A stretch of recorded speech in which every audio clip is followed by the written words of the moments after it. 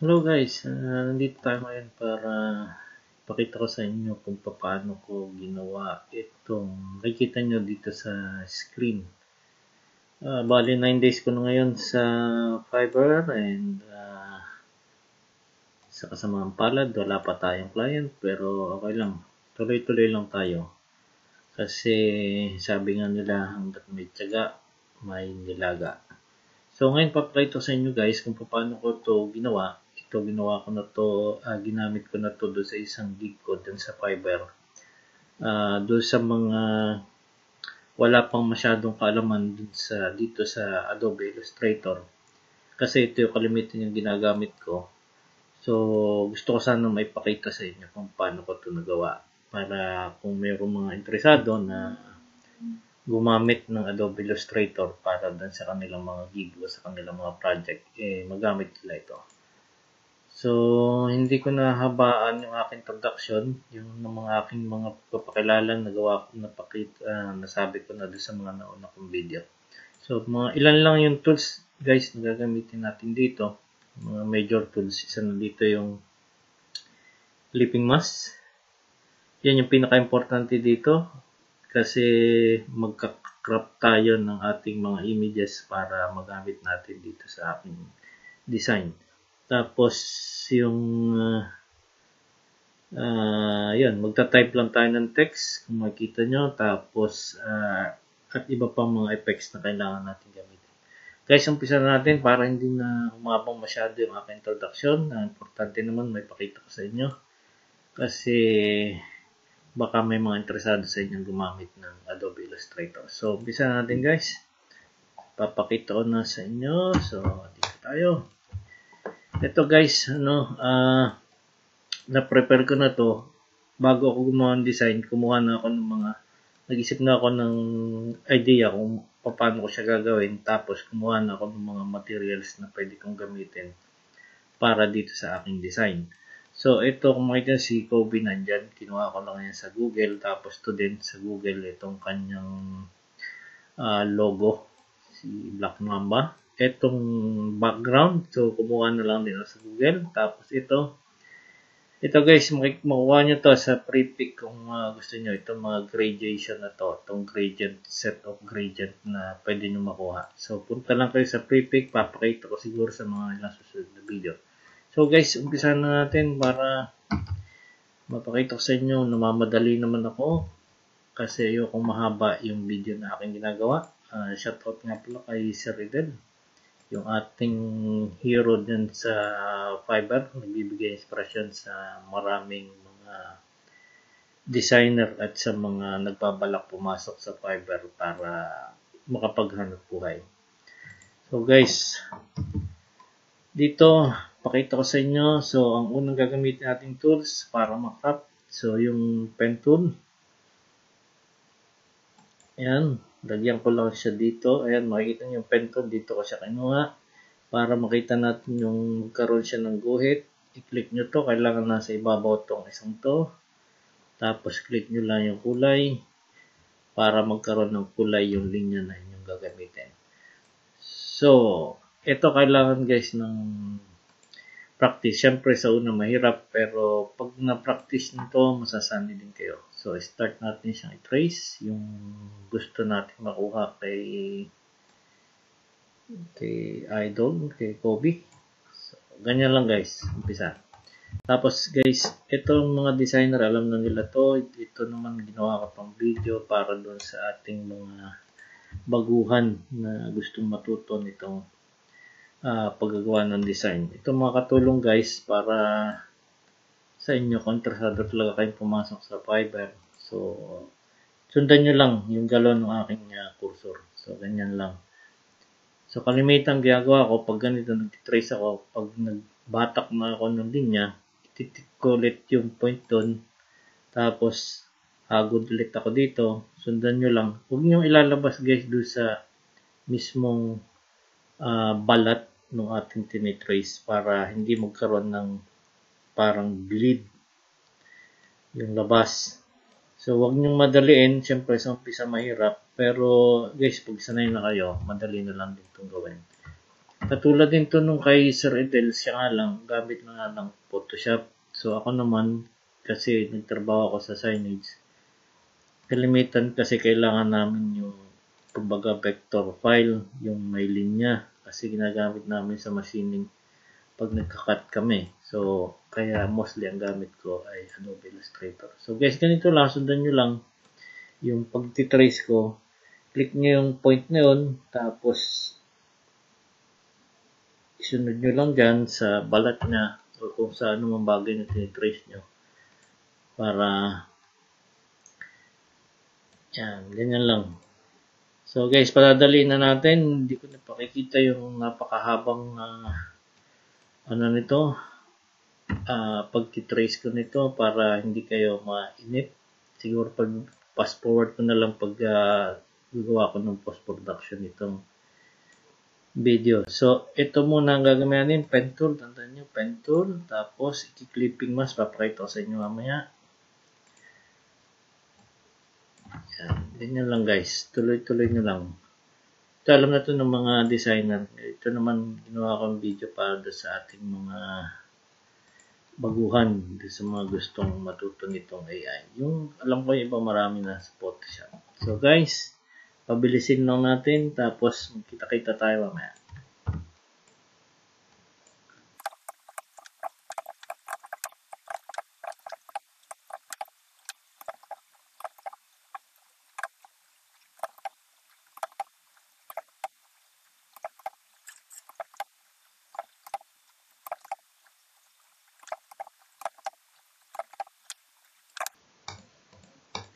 Ayan guys, kung mapapansin nyo, tapos ko nang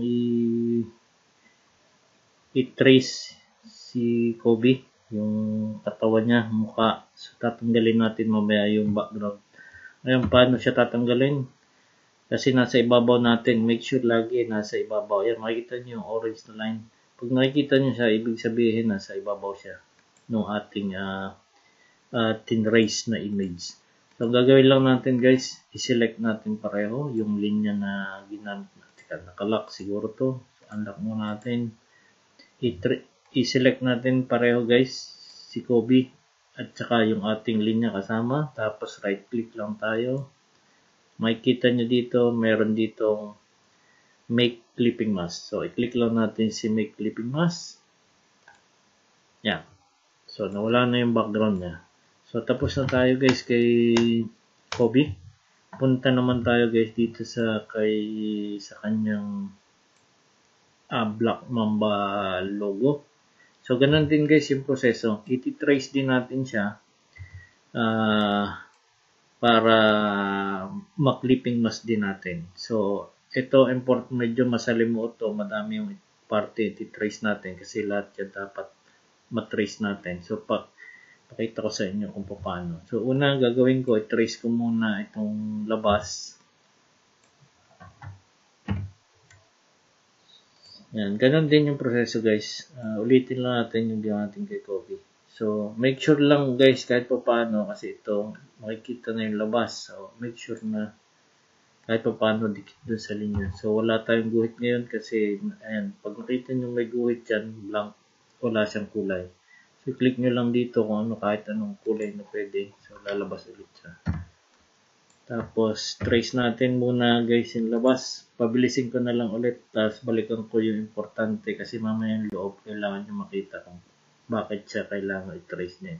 Hindi lang yung labas. So, pabilisin ko muna guys. Pakita ko mamaya yung loob.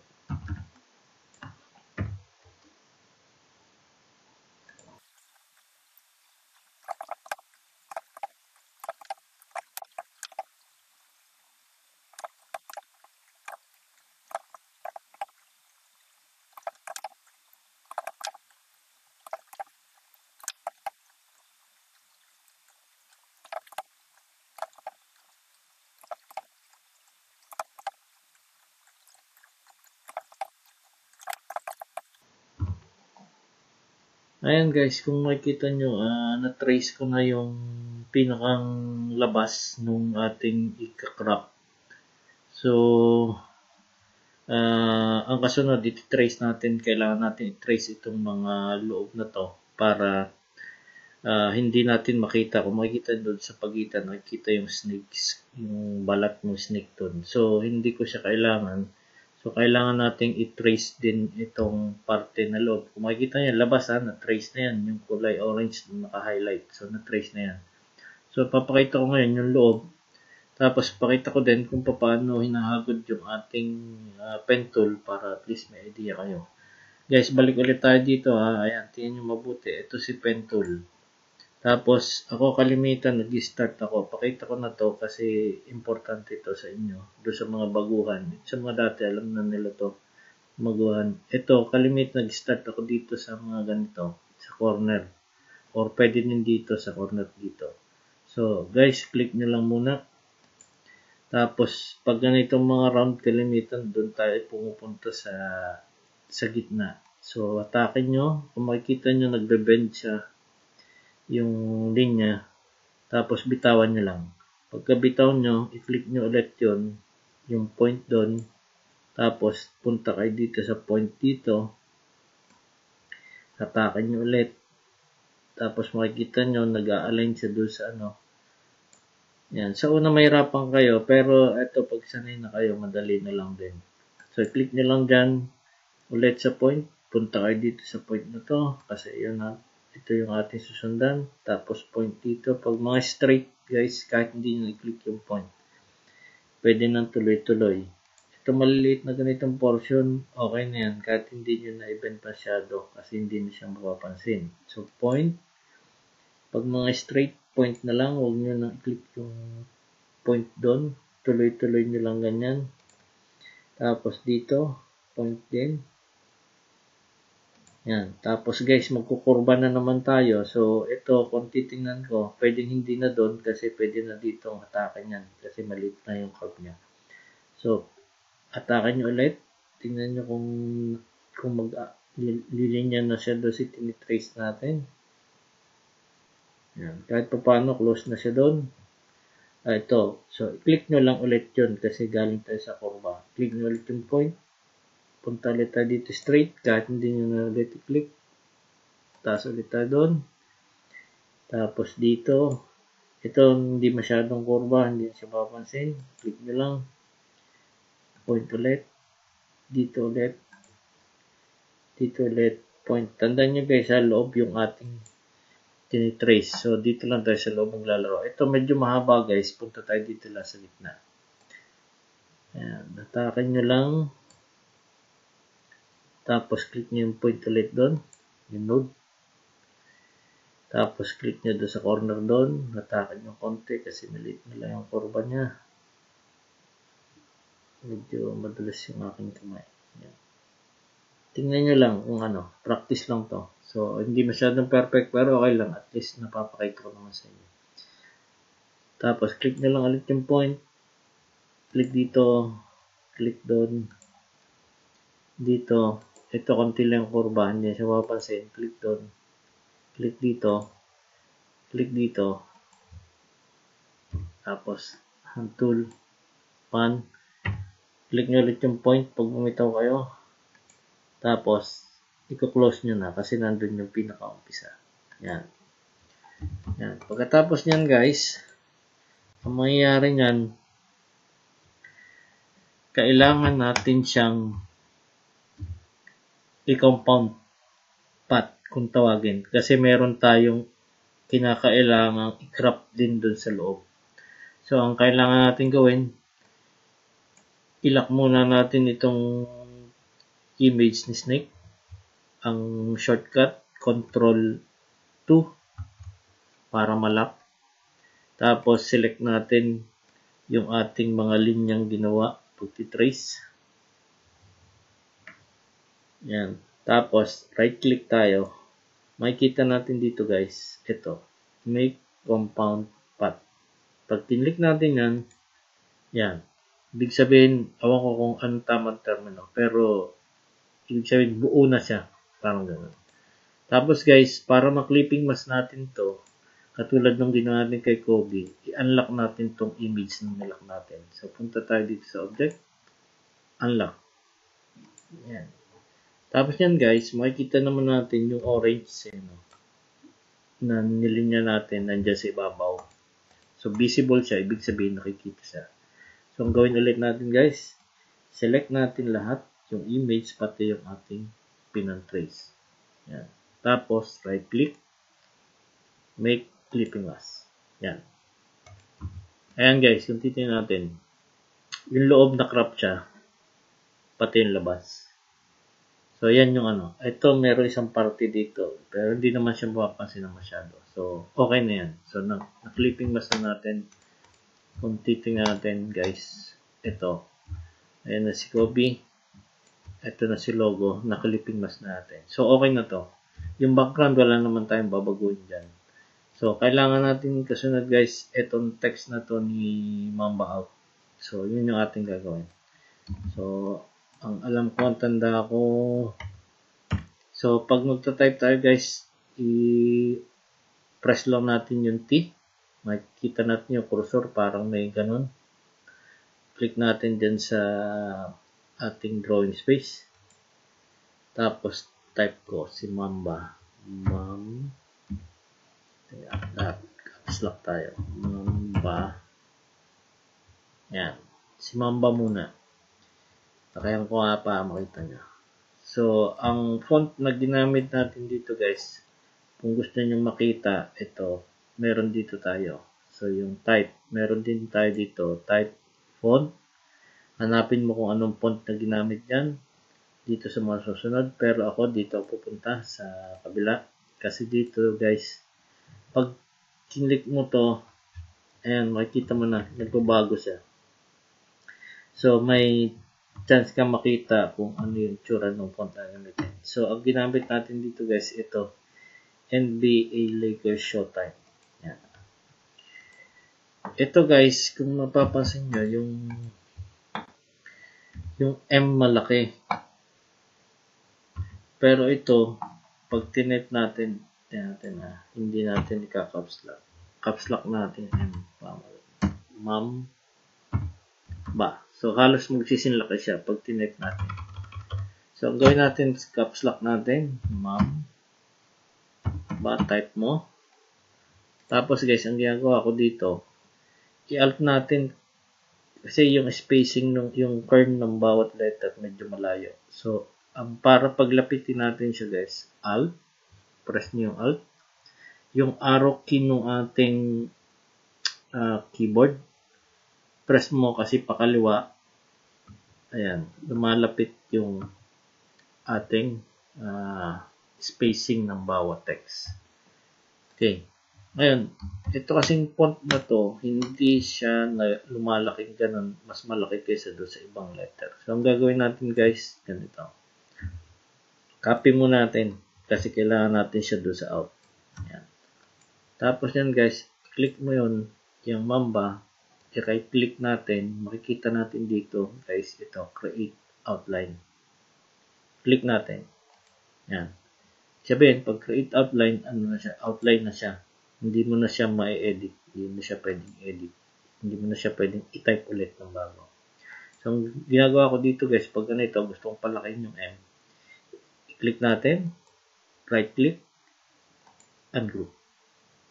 Okay? Pagka-ungroup niyan, guys, ayan, individual na yan. Hindi na siya isang object. So, ang gagawin ko, guys, palakihin ko na lang to.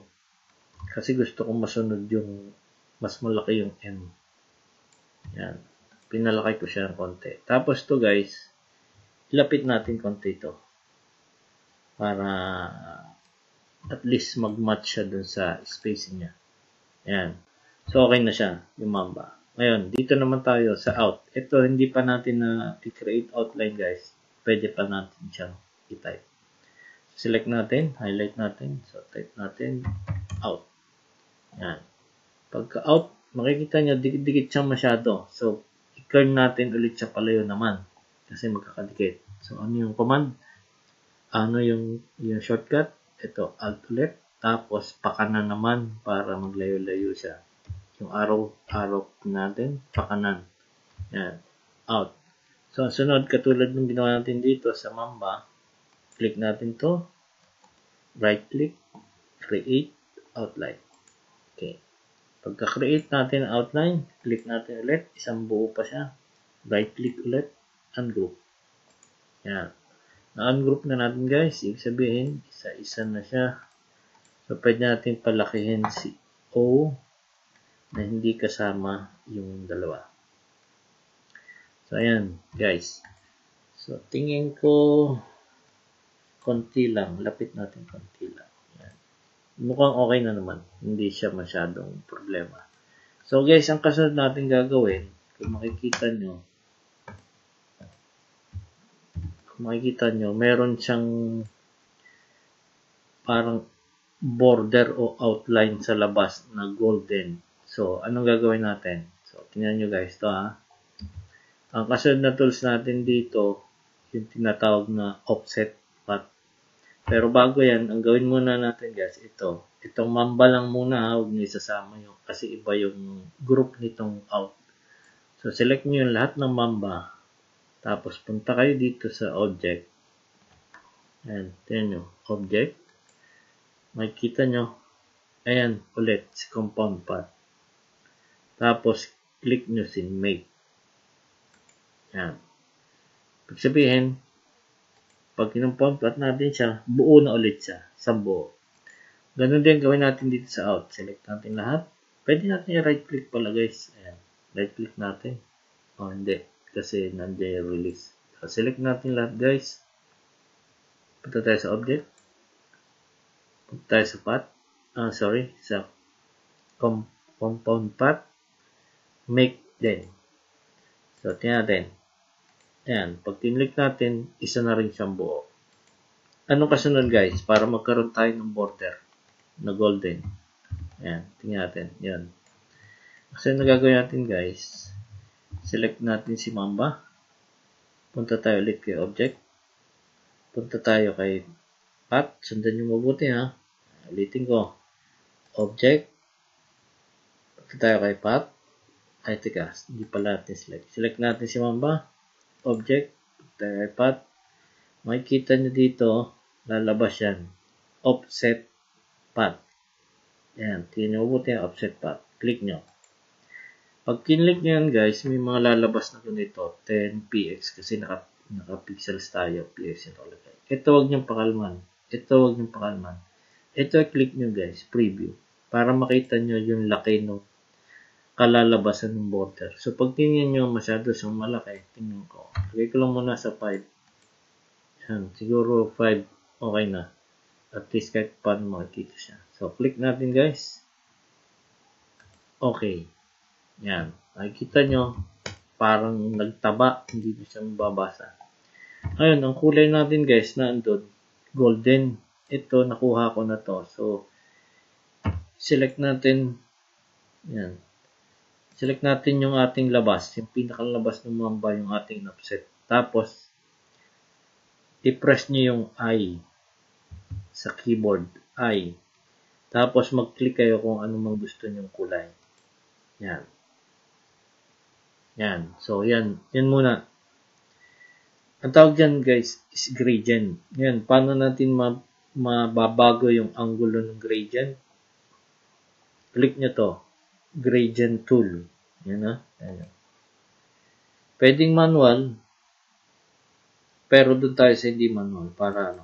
Yan. Pag di-double click nyo yung gradient, makikita nyo dito guys. Meron ditong angle na tinatawag. So, kung gusto nyo baguhin yung angle niya, 135, makikita nyo na iba yung kulay niya, na iba yung angulo niya, na iba yung labas niya. So, dito nyo lang laruin guys kung anong gusto nyo. 45 o negative 90. So, nasa sa inyo guys kung anong gusto nyo angulo. So, lagyan natin muna sa 135. So, tandaan nyo, 135 tayo. So, mayroon na siyang golden na outline. So, gawin natin din dito, the same. Ganun din ang method. Select natin si out. Punta tayo sa object. Punta tayo kay path. Punta tayo kay offset path. Click natin. Same lang yung laki, hindi na natin babaguhin para pareho siya. Tapos click natin OK. Tapos I, press natin yung I, click natin yung gold dito, yung gold hindi yung black. So, yung gold. So, ganun na din siya, gold. Pero tingnan mo yung angle, 0. So, anong gamit natin? 135. So, punta tayo sa 135 para pareho siya ng angle ng gradient. So, yan guys, okay na yan. Yan, okay na yan guys, ha? Naka-mamba. So, kung titingnan natin guys, yung out nakadikit kay mamba. So, iayos natin, kunwari, katulad. So, guys, select natin lahat. I-group mo. Control G. Ito din mamba. I-group natin yung background tsaka yung Control G. Tapos, itong out banda dito nakalagay. Kunwari, yan. Baba natin konti. Yan. So, ganun guys. Tapos yan guys, kung makikita nyo ito si logo, medyo nakatagilid siya. Paano natin tatagilid? Dito. Ayan. Kung makikita nyo itong box na blue na to, punta ka dito sa may corner, makikita nyo parang naka-bend yung ating cursor. So, bend nyo, i-ganon nyo lang, i-rotate nyo lang konti. Ayan. Doon na siya. At least, katulad ng angle na. Yan, pinalay. Tapos ito, tingin ko medyo malaki. Ayan, pagpapalitin nyo, kunin nyo to, group, Control G, palitin nyo konti, shift, tapos drag nyo. Yung shift, huwag nyo kakalimutan kasi para proportion siya. Okay? Yan, tapos lagay natin dito siya sa may bandang A. Yan, ito guys. Ito makikita nyo tingnan nyo mabuti ito. Kung makikita nyo yung ay mali ito sala ang pwesto ni ulo. Kaya pansin. Pero sige, pakita ko na lang para ito guys, huwag nyo pansinin nyo. Hindi ko napansin. Akala ko nakatama siya. So, ito ang gagawin natin guys. Ibig sabihin, pag tinignan nyo dito, nasa likod yung yung ulo ng snake. Para makakuha tayo ng ibabaw, may lagay natin siya sa ibabaw. Guys, gawin natin, ito akin lang method Maraming designer dyan, baka may iba silang method. So, nasa kanila. Pero pwede nyo gawin to umpisa para at least meron kayong mapag-umpisang aralin. Ayan, kung makikita nyo, ayan. Delete natin. Gawin natin ganito guys. Kopyahin natin to. Lahat. Yan. Nakopyan nyo na. Diyan lang kalapit. Yan. Tapos, ang gawin natin guys, ganito. Ang gagawin ko, ito, method ko to. Click ko tong mga letter na to. Pwede din, yan. Yung lahat ng letter na yan. Punta ko dito sa opacity. Yan. Tingnan nyo opacity yan. Gawin nyo lang siyang 50%. Yan. Makikita nyo, lumabo siya. So, nasinag niya yung likod. So, para makuha natin to si ulo ni snake, ang ginagawa ko dito, kinakrop ko ulit to. So, punta ulit tayo kay pen tool. So, ang gagawin natin, ito para lang mapakita sa inyo mabilis. I-trace natin yung shape ng ulo niya. Yan, para mabilis. Nakita nyo, nagkaka-color siya kasi yun, nasa ibabaw yung fill color. So, gawin natin, click natin to. Yun, nawala. Pero wala ding linya. Taas natin to, click natin to. Tapos, mag-select tayo kung anong kulay gusto natin para makita natin pag-trace. Yan, na-highlight na ulit siya. Mayroon ng kulay linya. I-press nyo ulit yung P para sa pen tool. Shortcut. P. Click nyo ulit yung point. Tapos, trace nyo na lang ulit. Yan. Itong shape ng ulo ng snake. Ayan, may dila siya. Trace natin. Trace natin mabilis. Yan. Mare. Kasi hindi naman siya masyado malaki. Hindi siya mapapansin. Trace lang natin yung labas ng ulo ng snake. Yung mamba. Yan. Kung mapapansin nyo, sakop siya yung letter natin. Ha? Yung lahat ng tinatamaan yung letter ng ulo. I-trace natin yun. Para makarap natin yung ulo ni snake. Yan. Trace lang natin. Yan. Tapos, click yun.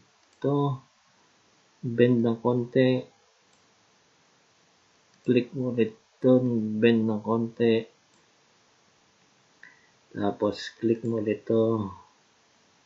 Bend ng shape ng ulo.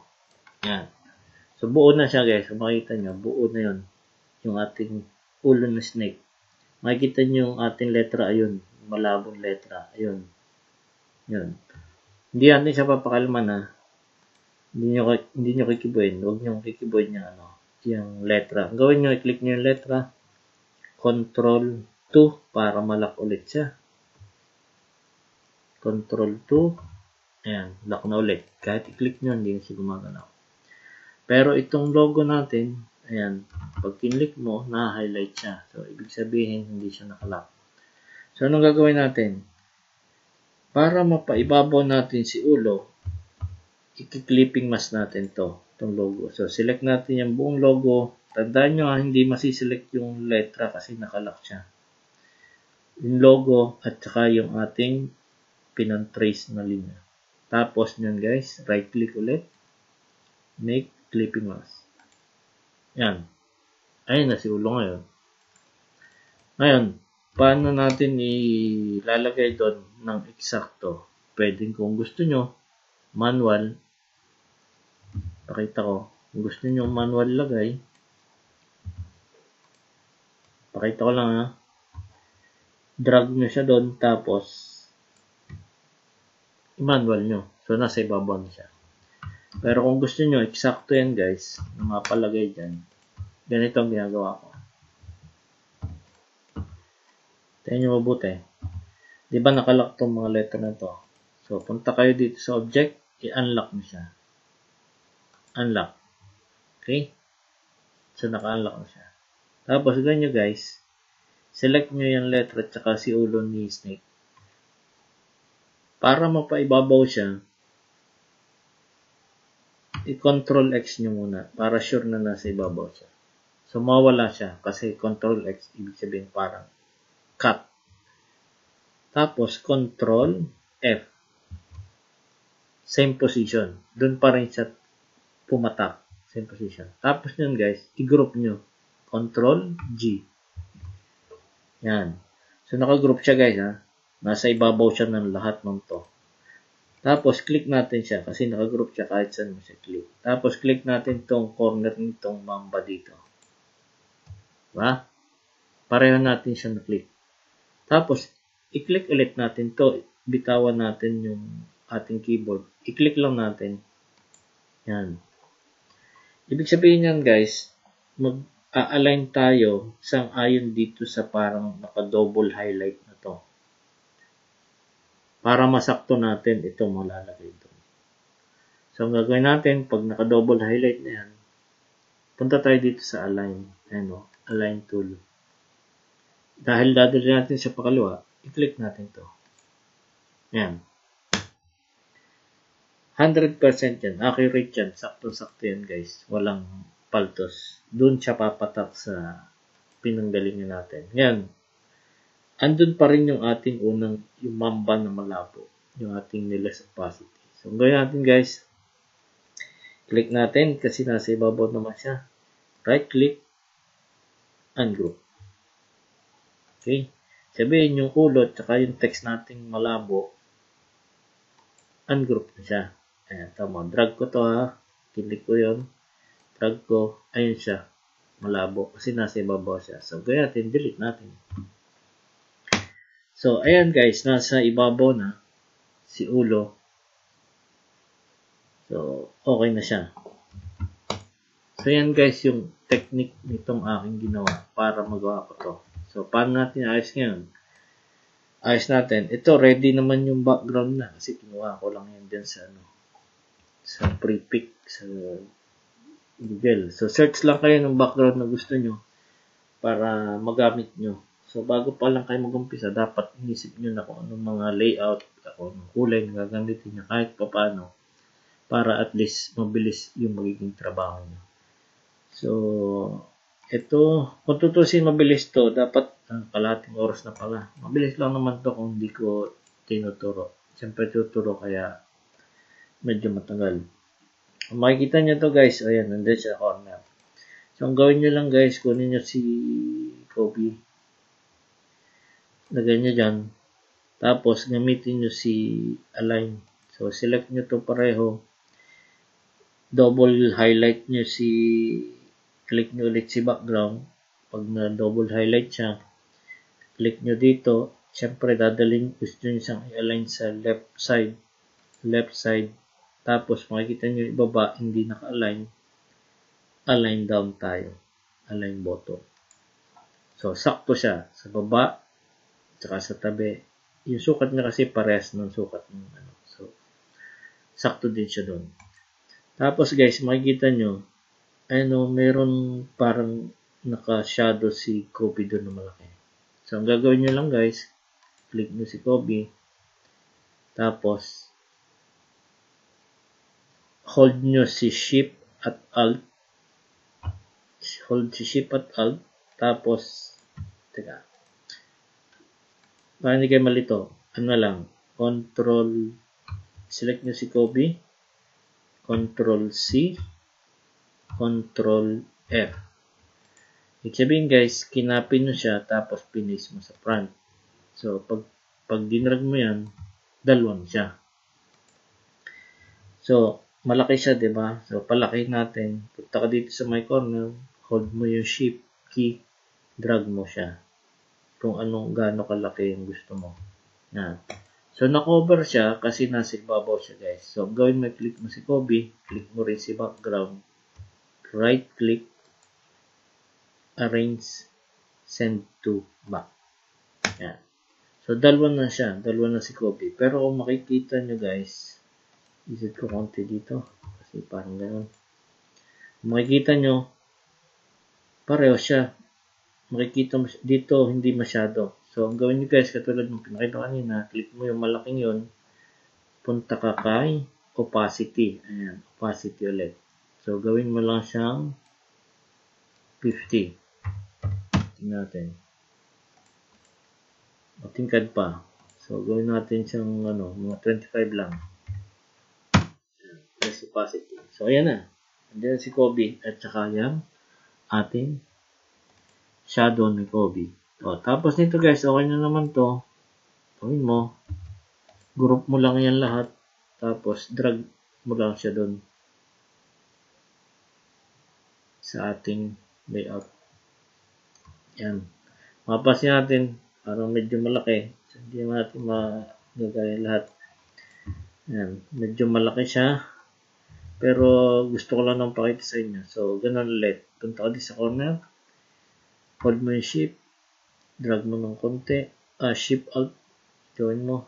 Hold mo yung Shift Alt. Drag mo ng konti pababa. Yan. Tapos yun guys, kung ayan, halos okay na. Ito huwag niyong pansinin to kasi ito gagamitin ko sa thumbnail nitong video na to. So, halos nandun na siya lahat, guys. Ngayon lang, kung mapapansin nyo guys, ito, nakasobra siya. Kaya sabi ko sa inyo kanila, ang major tool natin is yung clipping mask kasi lahat to mostly gamit natin clipping mask. Pero bago yan, bigyan muna natin ito ng effect. Lagyan natin yung konting effect to. Select natin itong lahat ng to. Punta tayo sa effect. Tayo sa stylize. Drop shadow guys. Para magka-shadow siya. Ayan, makita nyo may mga shadow siyang konti. So, click lang natin. Okay, kung gusto nyo bawasan, pwede nyo bawasan. Laruin nyo na lang guys. So, click natin okay. May shadow siya. Kung asin nyo, para siyang umangat. May shadow siya. Now, ito yung problema. Paano siya makakrop? Since ito yung ating pinakang drawing na gusto kalaki. So, gamitin natin yan. So, tingnan natin. Click natin yung background na yun. Punta tayo sa transform. Ayan. Makikita natin 550 by 370 width 550, height 370. Ito size nung thumbnail natin sa Fiverr, kaya ito yung ginagamit ko para hindi ako magpulit-ulit. So, tandaan nyo yung size. Mag-drawing kayo ng, punta tayo dito sa rectangle tool. Guys, click natin. Tapos, click tayo. Magiging cross yung cursor. I-drag mo yung cursor sa kahit nang gusto mo. Tapos, punta ka dito sa selection tool. Punta ka sa transform. Tandaan yung yung measurement. Ito proportion guys. Tanggalin natin para makuha natin yung sakto sukat na gusto natin. So 550 tapos dito 370. Yan. Tapos guys, yan naka-highlight pa siya. I-click nyo itong purple na background. Pareho na siya naka-select. Tapos bitawan nyo. Tapos i-double highlight ulit. Yan. Na-double highlight na siya. Ibig sabihin dun siya pupuntahan nitong ating ginawang rectangle. Align center. Ayan. Tingnan nyo mabuti. Horizontal align center. Naka-align na siya. Makikita nyo. Pero hindi pa dito sa baba. I-align center. Align vertical. Alignment center. Click nyo din. Ayun. Nandun na siya. Naka-align na siya doon sa buong rectangle natin. Tapos nasa ibabaw siya kasi huli natin siyang ginawin. So para makrop natin ulit to, ito guys, kakrop natin lahat.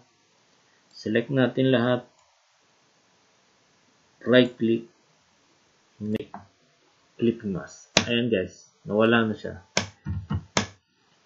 So guys, ayan, tapos na natin to. So inabot tayo na sa 43 minutes. So kung makapansin nyo, ito yung dati nating pinagkunan. May mali lang doon sa snake, pero at least napakita ko naman sa inyo kung paano siya natin ginawa. So ayan yung pinakang final na art natin, na layout natin. Click natin to para mas malinaw. So makikita nyo, simple lang siya. Hindi siya maraming kung ano-ano. Pero nasa sa inyo guys, kung gusto nyo lagyan pa ng mga kung anong effects, patungan pa ng kung ano-anong bagay dito. Pero at least itong basic nitong ginawa ko, naipakita ko sa inyo. Kasi tulad na sabi ko doon sa mga unang video ko, medyo mabagal na yan. Pero ito ginawa ko kasi gusto ko din nga na kung hindi man ako kumita dito sa Fiverr at kayo kumita dito sa Fiverr, o hindi mas maganda. Ako naman, sabi ko nga, ang purpose ko talaga is mag-YouTube lang. Nagkataon naman, nakita ko si Sir Idel, yung ating hero sa Fiverr. So, naisip ko din na gawin ko na din to, itong Fiverr. Sabay-sabay ko na, nag-YouTube, nagtuturo, nagpo-Fiverr. So, kung halimbawa, hindi man ako maging successful dito, pero sana maging successful din ako. At kayo din, sana maging successful dito sa online kasi darating ang araw na itong klase nitong trabaho na to talaga magiging home base na lang. At which is napakaganda at kapaboran para sa mga tulad natin. So, doon sa mga nag-uumpisa pa lang guys, dito sa paggamit nitong Illustrator. Ito kasi kaya itong gamit namin sa Singapore. Kasi kailangan namin yung mga linya para sa machining, sa pagkakat ng mga parte ng mga ginagawa namin sa images. So, kaya ako naman tinuturo to para at least magkaroon kayo ng kaalaman kung interesado kayong matuto nitong Adobe Illustrator. So, marami pa akong mga susunod na mga video na gagawin. So, it takes like 45 minutes na yung aking ginawa nito. Pero kung tutusin, mga lang to. Kung gagawin ko to ng dire-diretso, mga 20 to 25 minutes lang siguro tapos na to. So, at least kahit pa paano guys, napakita ko sa inyo. Simple lang to. So, kailangan nyo lang i-practice nyo mabuti yung paggamit nitong pen tool kasi napakalaking maitulong niya. So, tingnan nyo mabuti kung anong kinalabasan. At least, mukha siyang professional na gawa. Napakalinis. So, pag-aralan nyo lang to. Practice lang yung itong pen tool kasi ito napaka-importante. So, tingnan nyo lang ulit pag mayroon kayong nakalimutan, gustong masunod, magawa. So, ito magagamit nyo sa lahat, hindi lang naman dito kay Kobe. Sa lahat ng gusto nyo i-trace, palitan, tanggalan ng background. So, ito magagamit nyo. Ito kaya lang AI, yung kay Sir Idol kasi sa Photoshop siya. Di ko lang kung mayroon siyang sa Illustrator. Kung wala, sana makatulong sa inyo to. Tapos yung mga nag-a-aspire gusto magtrabaho sa Singapore, malaki matutulong nito sa inyo. Kung matuto rin kayo, bukod doon sa Photoshop, matuto kayo nitong Adobe Illustrator kasi sa Singapore, nagtrabaho ko ng 8 taon.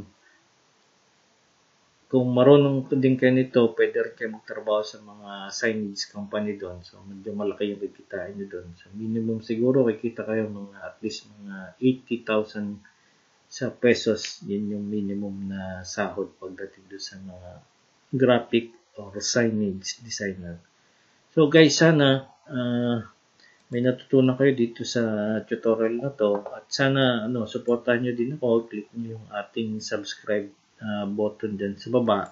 Tapos yung ating notification para at least ma-update ko kayo kung doon sa mga bagong video. Kasi ang dami kong mga gustong gawing video, hindi lang dito sa AI, pati doon sa Premiere Pro, kung matuturuan ko din kayo sa ng basic video editing. So, mapapakinabangan nyo din siguro. Kaya ako nagpipilit kahit paano makapagturo sa inyo. Tapos guys, kung gusto nyo, bisitahin yung aking Fiverr account, Jeffrey Delmoro. Nandun naman sa mga link, nagko-comment ako kay Sir Edel. Makikita nyo doon sa mga link, click nyo lang din yun. Tapos, makikita nyo yung aking account. So, nag-utay-utay ako magdagdag ng mga gigs ko doon kahit wala pa akong client. So, bahala na. Huwag lang tayo mawalang pag-asa, sabi ng ating hero na si Sir Edel. Salamat nga pala kay Sir kasi kahit pa paano bibigyan tayo ng napakaraming advice at saka mga tips kung paano tayo makakapasok sa ganitong hanap buhay. At sana, di sundin natin yung mga tips niya. Ako naman, kahit paano din, bibigay din ako ng kung anong turo. Kung kayo naman may mga comment, guys, i-comment nyo lang din ako doon sa aking YouTube account para kahit pa paano yung mga gusto matulungan din natin makapag-subscribe din ako doon sa inyo kasi hiningin ko din yung subscription. So, tulong-tulong lang tayo. Sulat nga sabi ni Sir Edel, tulong-tulong lang tayo at siguro pag dumami tayo, huwag natin isipin na tayo magkakompetensya. Isipin natin na magtulungan tayo para kung hindi man, ulit nga sabi ko, hindi man ako maging successful dito, at least kung may naturuan man ako maging successful dito sa business na to, dito sa Fiverr, masaya na din ako.